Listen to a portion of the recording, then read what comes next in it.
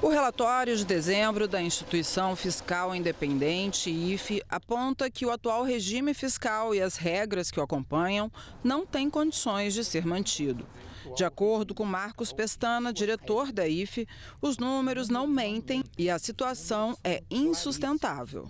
O país precisava, dentro de uma reorganização fiscal, perseguir dois objetivos. Um, estancar o crescimento da dívida. Outro, ampliar e muito o investimento público federal. Só para citar um exemplo, é inaceitável em pleno século XXI você ter 40% dos brasileiros sem acesso a esgoto, coleta de esgoto. É impensável na era da inteligência artificial você ter 40% dos brasileiros por deficiência de investimentos.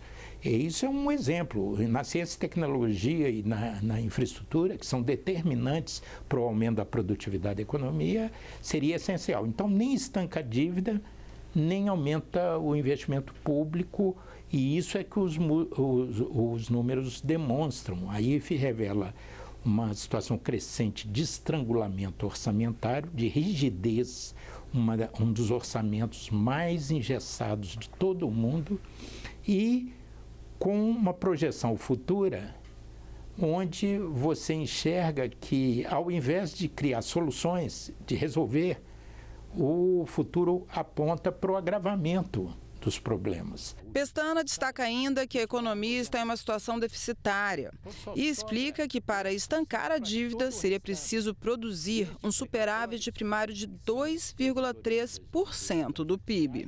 E, ao contrário, nós estamos no negativo, no vermelho, desde 2014. E reafirmamos essa tendência em 2025. Então, você está numa situação de desequilíbrio.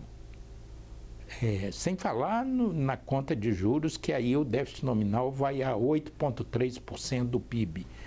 É um déficit muito grande. E aí a dívida cresce como bola de neve. E aí, em vez de correção, você tem um agravamento. Por quê?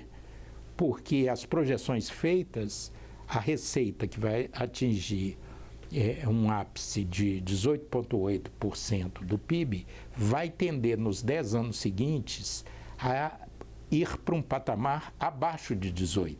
O diretor da IFE ressaltou que a situação piora com o aumento das despesas. O futuro não gera soluções, gera novos problemas. Isso demandaria um ajuste mais substantivo, mais ousado, para perseguir os interesses do país, os objetivos maiores, e isso tudo, o principal termômetro é a relação dívida-PIB. Esse é o retrato principal que os tomadores de decisão na economia de mercado acompanham. E nós fecharemos, pelos nossos números, próximo de 79% esse ano.